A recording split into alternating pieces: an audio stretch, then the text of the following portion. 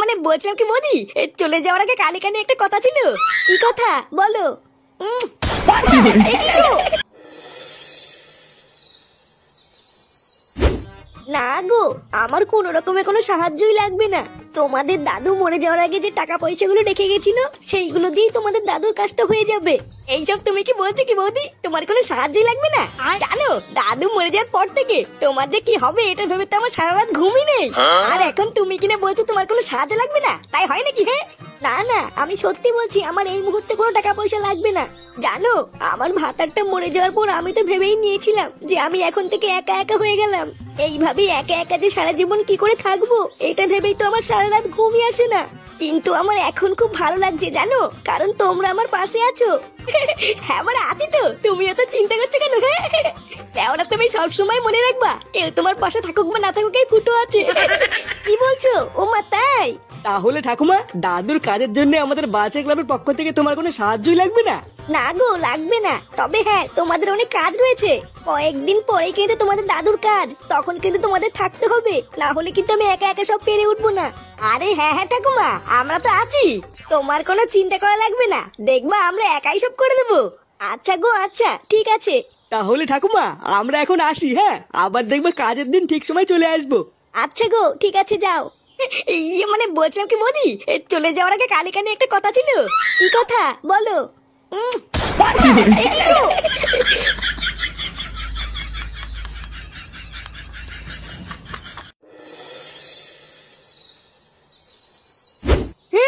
মায়া আমি কিছু জানি না, আমি যাবই, আমি যাবই।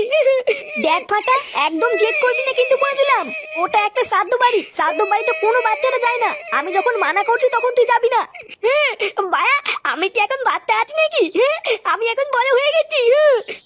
আমি যখন বলেছি যাবো তখন কিন্তু আমি যাবই, আমি কিন্তু যাবো বলেছি। দেখ এবার কিন্তু আমার রাগ হয়ে যাচ্ছে। এ কি দাদু ভাই, তুমি কান্না করছো কেন? দাদু দাদু আমি কিন্তু শ্রাদ্ধ বাড়িতে যাবো, ও মা আমাকে যেতে দিচ্ছে না। বাবা আপনি আপনার নাতিকে বোঝান, কতবার বলছি শ্রাদ্ধ বাড়িতে বাচ্চারা যায় না, আরো সেই থেকে শুধু বায়না করে যাচ্ছে। কেন দাদু ভাই তুমি বায়না করছো কেন? মা তো ঠিক কথাই বলেছে, শ্রাদ্ধ বাড়িতে বাচ্চাদের যেতে নেই। দাদু ভাই তোমাকে আমি অন্য জায়গায় ঘুরতে নিয়ে যাবো। আমি ওইসব জানি না, আমি যখন বলেছি যাবো তখন আমি যাবোই। বাবাও তো যাচ্ছে শ্রাদ্ধ বাড়িতে, আমি বাবার সাথে যাবো। বাবার সাথে যাবা? আচ্ছা ঠিক আছে দাঁড়াও, আমি তোমার বাবাকে বলে দেখছি। ফুটো, এ ফুটো। বলো ডাকছো কেন? এই তুই শ্রাদ্ধ বাড়িতে কখন যাবি রে? এই তো এখনই বেরোচ্ছি, কেন কি হয়েছে? দাদু ভাই কান্নাকাটি করছে, যাওয়ার সময় ওকেও সাথে করে নিয়ে যা। লেওরা আমার কি খেয়ে দে কাজ নেই নাকি যে আলবালকে সাথে নিয়ে যাবো? বাড়া আমি এখন আলবাল হয়ে গেলাম তাই না? আমি জানি তুমি আমাকে কেন নিয়ে যাচ্ছ না, তুমি ছাদ্য বাড়ি থেকে উল্টো পাল্টা কিছু করবে আমি জানি। উল্টো পাল্টা কিছু করবো মানে চুদির ভাইতে কি বলতে জানিস? হ্যাঁ দেখেছো তো, দেখো এইসব বাল চাল নিয়ে কোথাও যাওয়া যায় নাকি? তোমরা সব গার মারাও গিয়ে, আমি গেলাম। আরে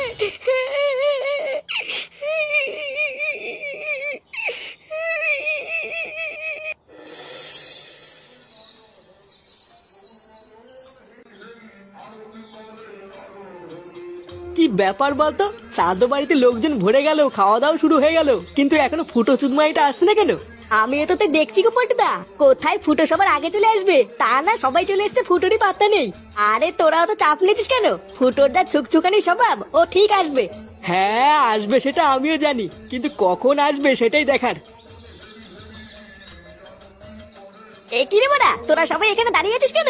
ভিতরে কি কেউ কাজ করছিস না নাকি? ওরা আমাদের কাজ করতে করতে গাড় ফেটে গেল, আর তুই শেষ পাতে এসে কাজের খোঁজ নিচ্ছিস? আগে বল এতক্ষণ তুই ছিলিস কোথায়, এত দেরি হলো কেন তোর? আর বলিস না তো, ফাটার জন্য ভূতের বাল দেরি হয়ে গেল। নে নে বাড়ার বাল কথা বলে সময় নষ্ট করে লাভ নেই, চল চল ভিতরে চল, ভিতরে গিয়ে দেখি কি হচ্ছে।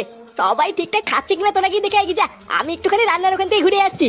আচ্ছা ঠিক আছে যা, রান্নার লোকেদের কোনো কিছু দরকার আছে কিনা একবার ভালো করে শুনে নিবি।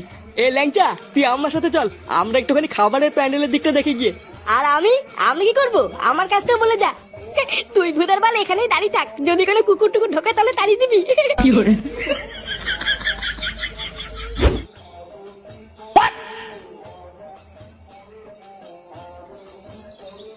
আরে কাকু তুমি চলে এসছো? হ্যাঁ আর বলিস না, ফাটা এমন কান্নাকাটি ধরলো যে নিয়েই আসতে হলো। ফাটার তো চোদনই আলাদা, শ্রাদ্ধ বাড়িতে বিয়ে বাড়ি ড্রেস পরে এসছে। বালা আমার আছে তাই বলে এসছি। আচ্ছা শোন ফটকে, তুই একটু ফাটাকে তোর কাছে রাখতো, আমি একটু ভিতর থেকে ঘুরে আসি। আচ্ছা কাকু তুমি যাও, আমি ফাটাকে দেখছি।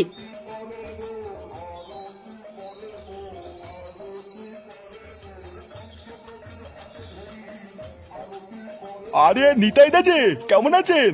এই তো নাটু, তোমার কি নিমন্ত্রণ আছে নাকি? হ্যাঁ মানে ওই নাতিটার জন্যই আসা, এত কান্নাকাটি করছিল না। শোন ফাটা, এখান থেকে কোথাও যাবি না বুঝলি, চারিপাশে কিন্তু অনেক ভূত আছে, ধরে নিয়ে গেলেই সব শেষ। হ্যাঁ বালা, তুমি কি আমাকে বোকাচোদা পেয়েছেন নাকি? দিনের বেলায় ভূত কোথা থেকে আসবে? আমি জানি ভূত রাত্রেবেলায় ঠেলা বেরোয় না। ওরে পাগল, এটা শ্রাদ্ধ বাড়ি বুঝলি, এখানে দিনের বেলা তো ভূত ঘুরে বেড়ায়। এই মেলেতে কি বলছো? এবার বুঝেছি, ওই জন্যই মা আমাকে আসতে দিচ্ছিল না। হ্যাঁ এখান থেকে একদম নড়বি না, ঠিক আছে? আচ্ছা ফটকে কাকা, ভূত কি করে ডাকে গো? ভূত ওই তো, যেখানে দেখবি ভূত আছে সেখানে দেখবি ভূত ডাকবে। ও ইয়া, ও ইয়া। এই মিলেছি। কিরে, তুই এখন এখানে দাঁড়িয়ে দাঁড়িয়ে কি করছিস? এই চুদির ভাইটা আবার কোথার থেকে আসলো? আরে আর বলিস না, ফুটোর বাবা নিয়ে এসছে, তারপরে এখানে রেখে কোথায় যেন গেল। ফটকে কাকা, আমি না একটু হিচু করে আছি। হ্যাঁ আচ্ছা যা, আর তাড়াতাড়ি আসবি, মনে আছে তো এখানে কিন্তু ভূত আছে।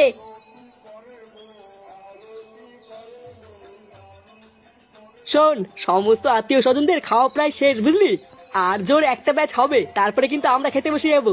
আরে হ্যাঁ রে, সকাল থেকে কাজ করতে করতে আমারও খিদে পেয়ে গেছে। লাস্টের ব্যাচটা খাওয়া হলে আমাকে বলবি, আমরা সবাই মিলে খেতে বসে যাবো। আচ্ছা ঠিক আছে, কিন্তু ফুটো কোথায় রে? চুদির ভাইটা বললো রান্নার ওখানে আছে, কই গিয়ে তো দেখতে পেলাম না। ভূত ভূত। ফটকে কাকা, ওইখানে ভূত আছে। এই কি ভূত? কোথায় ভূত?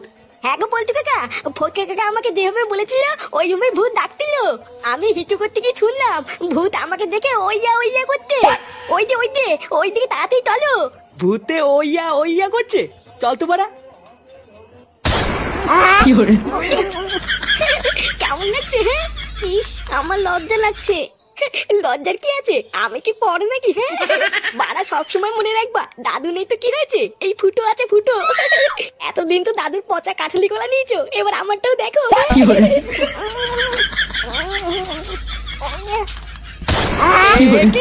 এই ফুটো? কেন বাড়া? কি